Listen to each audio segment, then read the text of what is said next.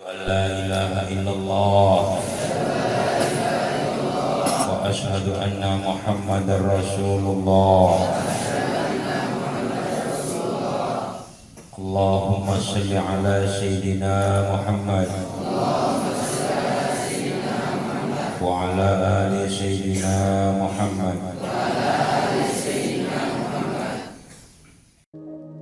والمؤلفين من علم الشريعة إنما كانوا بحضرة جميع الأولياء في جاكرتا خصوصا حبيب الشيخ بن أبو بكر علي درس كرامة بركة وحضرة حبيب علي الأبسي قيدم وحضرة السيد عبد الرحمن المشهور pangeran Jakarta Pendek وحضرة Guru Marzuki Cipinang Muara وحضرة Guru Mukmi Kampung Kunas وحضرة Guru Mansur Jembatan Dimas وحضرة Imam Jadab Mesir وحضرة Abdullah Al-Misri Mesir وحضرة Syekh Sidat Al-Badawi Syekhina Ki Haji Abdullah Syafi'i Jadi Wali وحضرة Syekh Syekh Hadabi Umar وحضرة Abuya bin Akhir Cipinang وحضرة جميع الحبائب المقبور في دائرة جاكرتا وحضرة جميع الأساتذة في هذه البقعة Cilangkap khususan Al-Ustaz Mamung bin Kimung, Al-Ustaz Marzuki bin Raibun, Al-Ustaz Batiji bin Marzuki, Al-Ustaz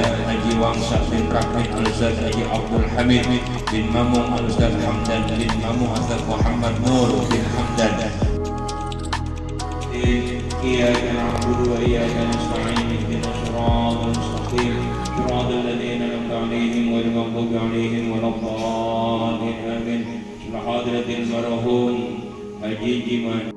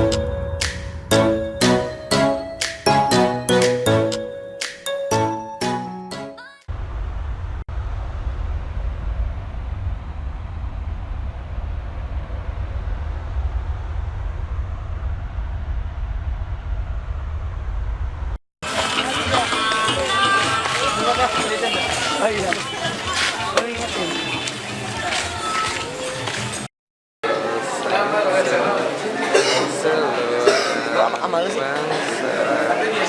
Kamu pakai? Hah?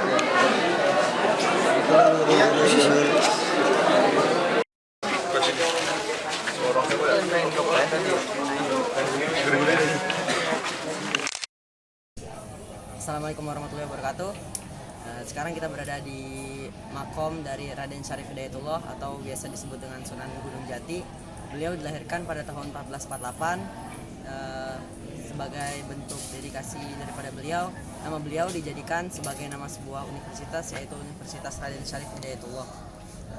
Raden Syarif Hidayatullah sampai di Cirebon pada tahun 1470 Masehi, yang kemudian dengan dukungan Kesultanan Demak dan Raden Walang Sungsang atau Pangeran Cakrabuana atau Raja Cirebon pertama kali sekaligus Wak Syarif Hidayatullah dari pihak ibu, ia dinobatkan menjadi Raja Cirebon kedua pada tahun 1479 Masehi dengan gelar Maulana Jati.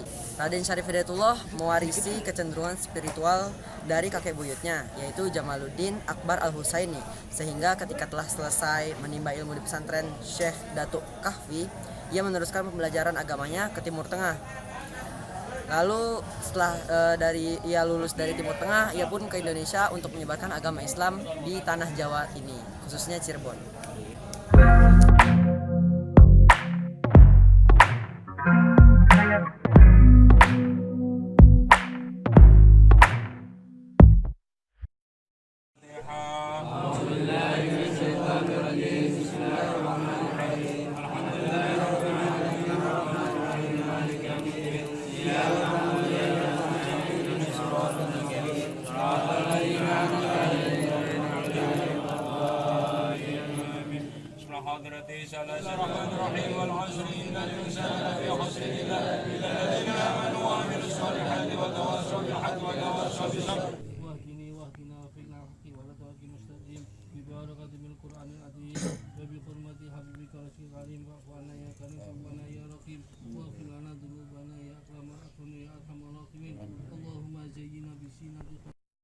Spent a week at Sunset Tower, made a mess up on the kitchen counter. Our intentions were simple, now our intentions are sinful. You only love me under pressure, you only hide from me in colder weather. Only tell me it's over, just to get back together. I can't stop coming back for closure. No, I can't stop. I tried to break all the spells, put my hands on someone else, but you keep sinking my ship. I keep on losing my grip, can't put you back on the shelf, can't keep my hands to myself. Once you start moving your hips, I keep on losing my grip every time.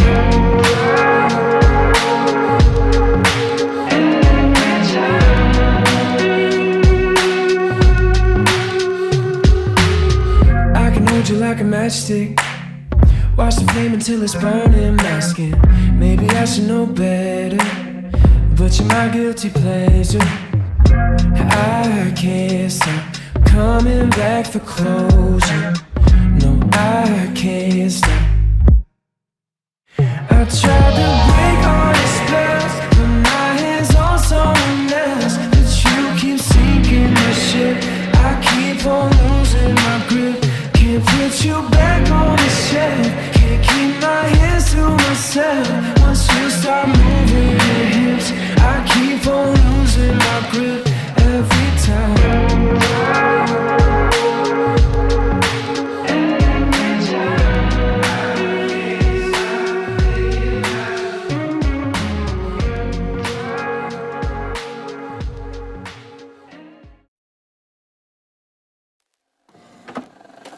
I just can't let you go. Lord knows that I've tried to. You said I was the only one. No one likes being lied to. You made this mess and left me with the pieces. Now I wanna burn all the bridges between us.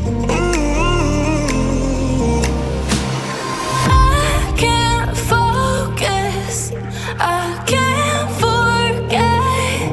I've been thinking too much lately. I just need to clear my head. I just need to clear my head.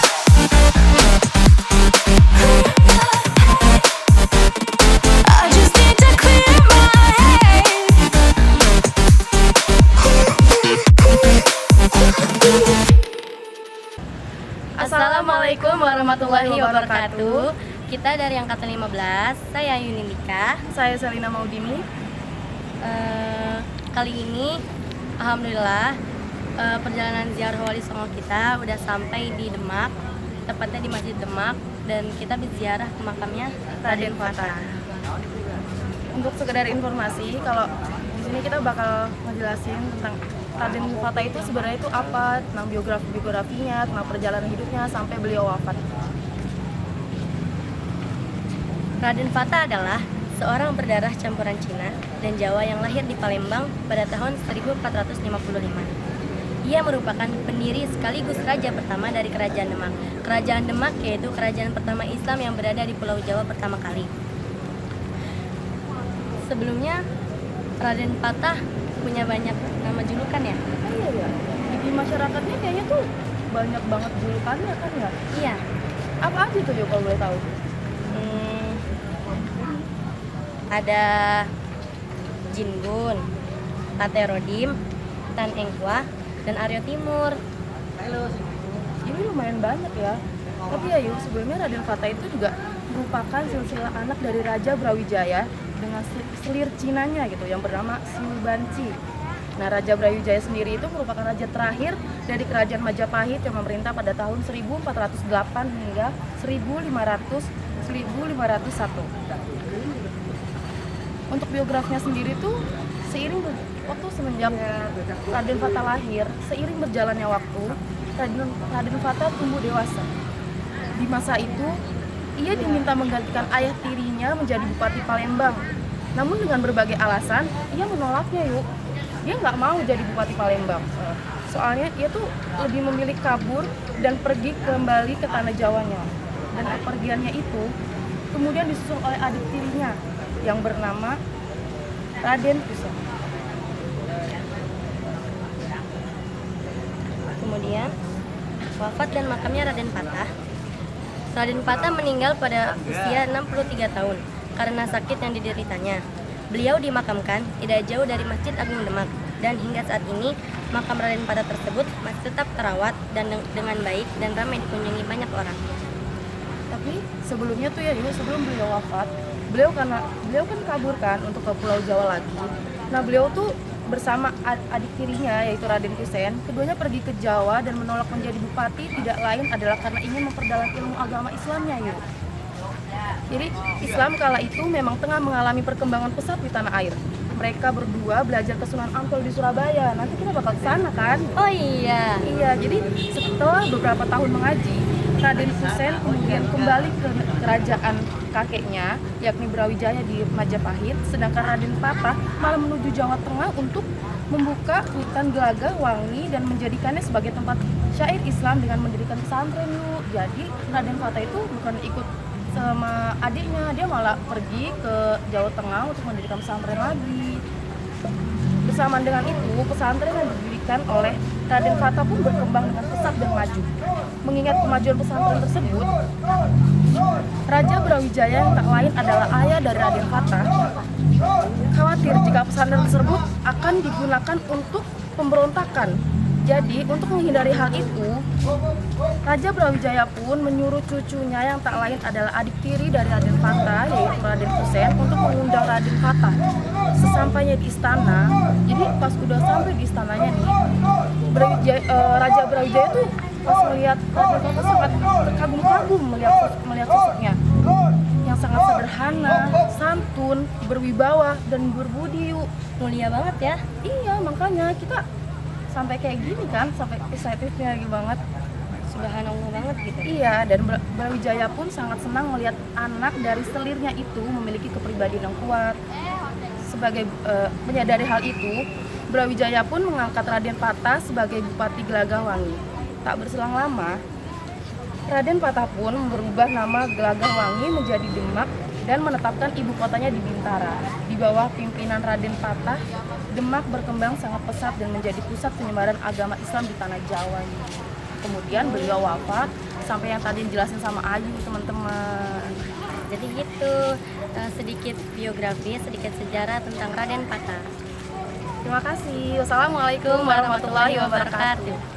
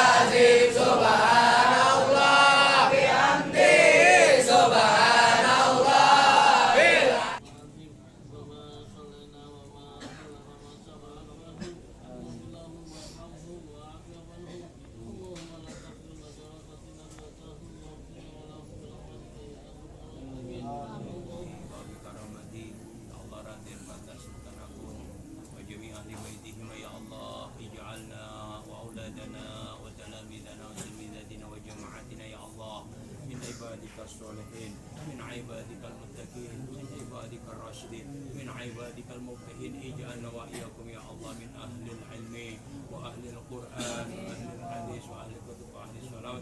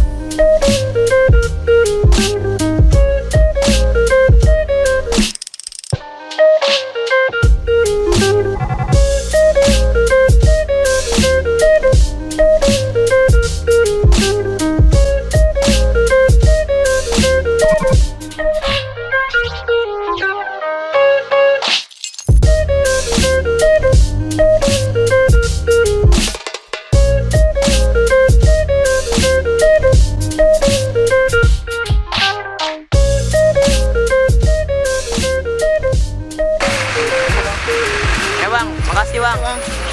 Gila, kenceng banget nih. Kenceng parah kenceng banget. Flash kalah.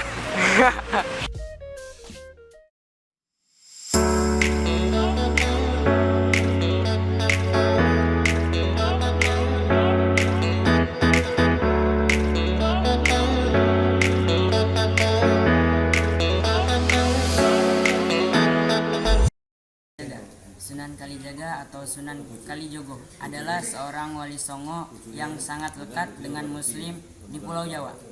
Karena kemampuannya memasukkan pengaruh Islam di dalam tradisi Jawa, makamnya berada di Kadilangu, Demak. Masa hidup Sunan Kalijaga diperkirakan mencapai lebih dari 100 tahun. Dengan demikian, ia mengalami masa akhir kekuasaan Majapahit berakhir 1478. Kesultanan Demak, Kesultanan Cirebon, dan Banten, bahkan juga Kerajaan Pajang yang lahir pada 1546 serta awal kehadiran Kerajaan Mataram di bawah pimpinan Penembahan Senopati. Ia pula ikut merancang pembangunan Masjid Agung Cirebon dan Masjid Agung Demak. Tiang tatal pecahan kayu yang merupakan salah satu dari tiang utama masjid adalah kreasi Sunan Kalijaga. Kelahiran Sunan Kalijaga diperkirakan lahir pada tahun 1450 dengan nama Raden Said. Dia adalah putra Adipati Tuban yang bernama Tumenggung Wilatika atau Raden Sahur. Nama lain Sunan Kalijaga antara lain Lokajaya, Syekh Malaya, Panguran Tuban, dan Raden Abdurrahman. Berdasarkan satu versi masyarakat Cirebon, nama Kalijaga berasal dari desa Kalijaga di Cirebon. Pada saat Sunan Kalijaga berdiam di sana, dia sering berendam di Sungai Kali atau Jaga Kali. Terkait asal-usulnya, ada dua pendapat yang berkembang. Pendapat pertama adalah yang mengatakan Sunan Kalijaga orang Jawa asli. Pendapat ini didasarkan pada catatan historis Babat Tuban. Di dalam Babat Tuban tersebut diceritakan Arya Teja alias Abdurrahman berhasil mengislamkan Adipati Tuban, Arya Dikara, dan mengawini putrinya. Dari perkawinan tersebut, Arya Teja kemudian memiliki putra bernama Arya Wilatika. Catatan Babat Tuban ini diperkuat juga dengan catatan masyhur penulis dan bendahara Portugis Tom Pires tahun 1468 sampai 1540. Menurut catatan Tom Pires, penguasa Tuban pada tahun 1500 Masehi adalah cucu dari penguasa Islam pertama di Tuban, yakni Arya Wilatika.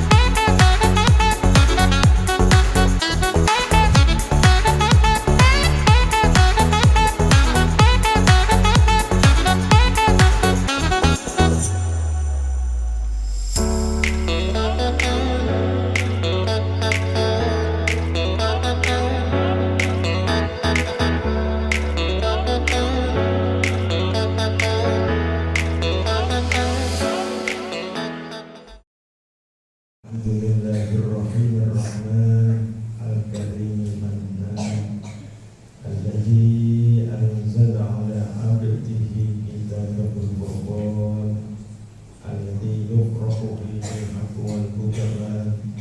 Wassalatu wassalamu ala khairil jinni wal insan sayyidina wa habibina wa syafi'ina wal qurrati a'yunina Muhammadin khuluqul Qur'an wa ala alihi wa ashabihi wa tabi'ina lahum bi ihsan alladzina yaqra'una wa yatadarasuna al-Qur'an bit-tajwid wal itqan. Amma ba'd.